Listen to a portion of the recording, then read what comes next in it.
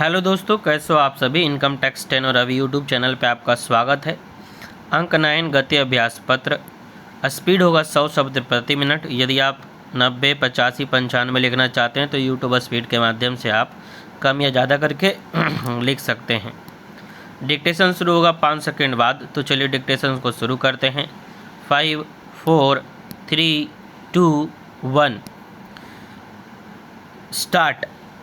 हर मनुष्य यह चाहता है कि वह जो भी कार्य करे उसमें उसे सफलता ही मिले, लाभ हो, यश हो, परंतु होता यह है कि विधि की इच्छा कुछ और होती है। वह मनुष्य की इच्छा अनुरूप फल नहीं देता है। इसी के कारण मनुष्य दुखी होता है और उसके मन में हीन भावना एवं कुंठा का जन्म होता है। परंतु उसे किसी कार्य की सिद्धि न होने पर निराशा एवं दुखी नहीं होना चाहिए, क्योंकि किसी कार्य में हानि या लाभ, जीवन तथा मृत्यु, यश अथवा अपयश ईश्वर के हाथ हैं। किसी का यह वश नहीं कि वह अपनी इच्छा से मृत्यु पर बस पा सके। सुख और दुख जीवन के दो पहलू हैं। सुख व्यक्ति को बाह्य संतोष प्रदान करते हुए उसे गतिहीन एवं आक्रमण्य बना देता है।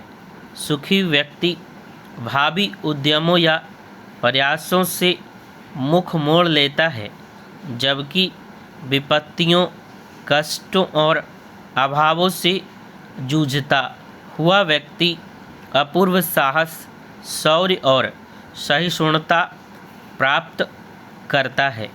इन आपदाओं के बचाव हेतु वह नई नई खोज करता है और अपने भावी जीवन को सुखी बनाने की योजनाओं का निर्माण करता है।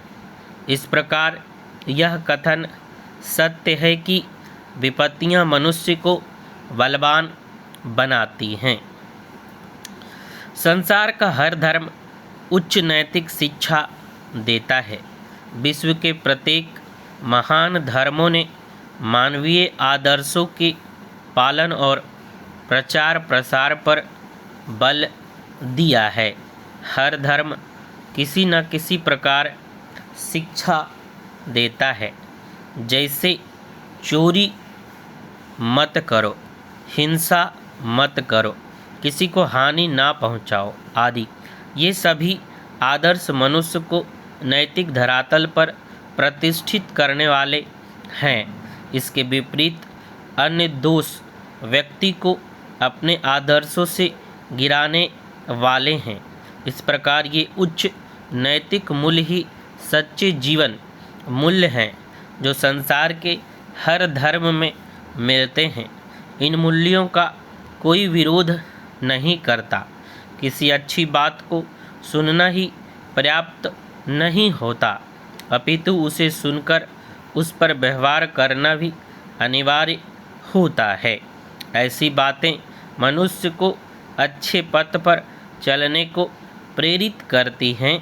इसलिए हम महापुरुषों तथा ज्ञानी जनों की बातों को सुनते और पढ़ते हैं, लेकिन इन बातों को केवल सुन लेने या पढ़ लेने से ही काम नहीं चलता, अपितु उनके मर्म को समझना या उनके अनुरूप आचरण करने से काम चलता है।